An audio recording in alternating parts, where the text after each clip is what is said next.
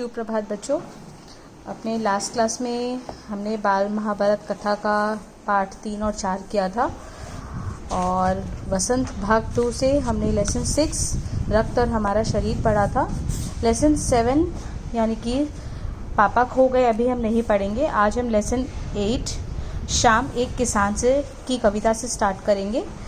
तो पहले मैं आपको कविता पूरा पढ़कर सुनाती हूँ। आकाश का साफा बांधकर सूरज की चिलम खींचता बैठा है पहाड़, घुटनों पर पड़ी है नदी चादर सी, पास ही दहक रही है पलाश के जंगल की अंगीठी, अंधकार दूर पूर्व में सिमटा बैठा है भेड़ों के गले सा। अचानक बोला मोर जैसे किसी ने आवाज़ दी, सुनते हो चिल्लम आंधी, धुआं उठा, सूरज डूबा, अंधेरा छा गया। इस कविता को लिखने वाले कवि का नाम है सर्वश्रेय दयाल सक्सेना। पहले मैं आप सभी को इस पाठ का सारांश बताऊंगी और पाठ का सारांश इस तरह है कि कविता में कवि ने जाड़े की शाम की प्राकृतिक दृश्य का जो चित्रण किया है उसे देखकर ऐसा प्रतीत होता है मानो पहाड़ किसी किसान की तरह बैठा हुआ है। मतलब ऐसा प्रतीत हो रहा है कि पहाड़ क्या है, एक किसान की तरह जैसे कहीं पर बैठा हुआ है, जिसके सिर पर साफे के रूप में आकाश बंधा है। मतलब साफा हम क्या करते हैं, ये होता है साफा जो हम अपने माथा पे पहनते हैं, और पहाड़ पर आकाश जैसे उसके साफा बनकर बंधा हुआ है। उनके घुटनों पर चादर की तरह नदी पड़ी है, और घुटनों पर कहाँ है, चादर की नदी की तरह पड़ी है। ठीक है। उसके सामने डूबता सूरज सुलगती चिलम की भांति रखा हुआ सा लगता है। क्या बोल रहा है कि उसके सामने क्या हुआ, डूबता हुआ सूरज एक चिल्लम की जैसे, माने एक आग की तरह जैसे भांति रखा हुआ सा लगता है। ठीक है। फिर क्या होते हैं, समीप ही स्थित पलाश के लाल फूल जलती हुई अंगीठी की भांति लगते हैं, और दूर पूर्व में अंधकार ऐसा दिखाई दे रहा है मानो भेड़ों का समूह हो।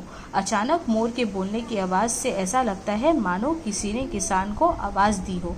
उसी के साथ ऐसा लगता है जैसे चिलम आंधी गिर पड़ी हो, क्योंकि सूरज डूब गया और धुआं उठने लगा। अर्थात क्या होता है, जब धुआं उठता है तो अर्थात क्या होता है, अंधेरा सा छा जाता है। तो अभी मैं आपको इसका अर्थ बताऊंगी, एक ये पहले पैरा का, कि आकाश का साफा बांधकर सूरज की चिलम खींचता बैठा है पहाड़, घुटनों पर पड़ी है नदी चादर सी, पास ही दहक रही है पलाश के जंगल की अंगीठी, अंधकार दूर पूर्व में सिमटा बैठा है भेड़ों के गले सा। इसका मतलब हो गया, साफा यानी कि पगड़ी, चिलम यानी कि जिसमें तंबाकू रखकर आग भरी जाती है। तो यहाँ पे कवि कहता है कि प्रस्तुत कविता में पंक्तियाँ हमारे पाठ्य पुस्तक आप सभी को पता है कि वसंत भाग 2 से ली गई है, और इन पंक्तियों में जाड़े की शाम की प्रकृति का चित्रण किया गया है। यहाँ पे ये कवि ये कहते हैं कि पहाड़ किसी किसान के रूप में घुटने मोड़े हुए निश्चिंता से बैठा है। पहाड़ क्या कर रहा है, अपने घुटनों को मोड़कर निश्चिंता यानी कि बिना कोई चिंता के बैठा हुआ है, और सामने रखे डूबते सूरज को सुगलती चिल्लम की तरह पी रहा है। और जहाँ ये जो सूरज डूब रहा है उसको एक क्या किसकी तरह, सुलगती चिल्लम की तरह पी रहा है। ठीक है। फिर यहाँ पे क्या बोल रहा है कि किसान रूपी पहाड़ के सिर पर साफे की जगह आकाश बंधा हुआ है। किसान की तरह क्या हो रहा है, देख सकते हैं ना आप, यहाँ पे साफे की तरह आकाश जैसे क्या हुआ है, पहाड़ों के ऊपर आकाश कैसे हुआ, जैसे साफे की तरह बंधा हुआ है। ठीक है। और उसके घुटनों पर बह रही नदी देखकर ऐसा लगता है कि मानो घुटनों पर सफ़ेद चादर पड़ी हुई, और जो ये नदी बह रही है ऐसा लग रहा है कि घुटनों पे एक सफ़ेद चादर सी पड़ी हुई है। ठीक है। समीप स्थित जंगल में पलाश के लाल फूल दहक रही अंगीठी के समान प्रतीत हो रहे हैं। ठीक है। क्या कह रहे हैं, अंगीठी यानी कि जिसमें आग जलाई जाती है वह अंगीठी कहते हैं। अंगीठी क्या होता है, जिसमें हम आग जलाते हैं। तो क्या कह रहा है कि लाल जो फूल होता है वो एक अंगीठी के समान प्रतीत हो रही है। दूर पूरब दिशा में अंधेरा धीरे धीरे बढ़ते हुए भेड़ों के समूह जैसा दिखाई दे रहा है, और जो दूर दिशा में जो अंधेरा छाया हुआ है, दूर पूरब दिशा में जो अंधेरा जो भर रहा है वो भेड़ों के समूह जैसा दिखाई दे रहा है। ठीक है। अब है अचानक बोला मोर, जैसे किसी ने आवाज दी, सुनते हो? चिलम आंधी धुआं उठा, सूरज डूबा और अंधेरा छा गया। इसमें क्या होता है, इसमें इन पंक्तियों में क्या, सूर्य अस्त के प्राकृतिक दृश्य का काल्पनिक वर्णन है। यहाँ पे सूर्य अस्त हो रहा है, उसके बारे में बताया गया। तो अचानक क्या होता है, मोर के बोलने की आवाज सा लगता है, जैसे किसी ने पुकारा हो, सुनते हो? संभवतः इस आवाज में शाम रूपी किसान हड़बड़ा कर उठता है, जिससे उसकी चिलम उलट जाती है और धुआं उठने लगता है।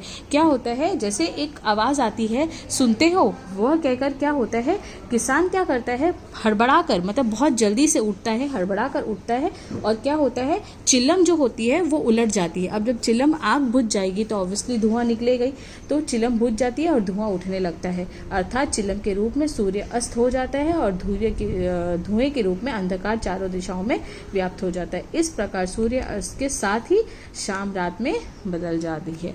तो शाम क्या होता है, रात में बदल जाती है, और लास्ट में क्या होता है, अंधेरा सा छा जाता है। तो बच्चों, इस तरह हमारा शाम, एक किसान, शाम को यहाँ पे एक किसान के तौर पर, पहाड़ को एक किसान के तौर पर, नदी को एक चादर के तौर पर, साफा को एक आकाश के तौर पर, यहाँ पे सबका बताया गया है।